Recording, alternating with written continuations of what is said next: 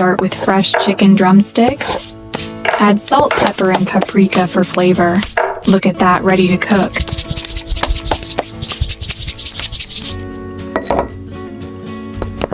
Here's the magic step.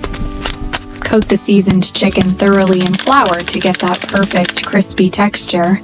Add a sprinkle of aromatic spices for an extra kick. Now it's ready for the fry.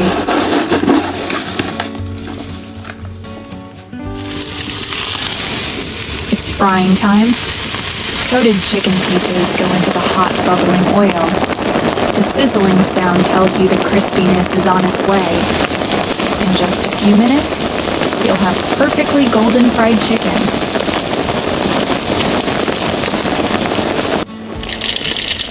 Golden, crispy fried chicken ready to serve. Lifted fresh from the pan with oil dripping gently. You can almost hear the crunch waiting for you. The aroma fills the air. This is true perfection.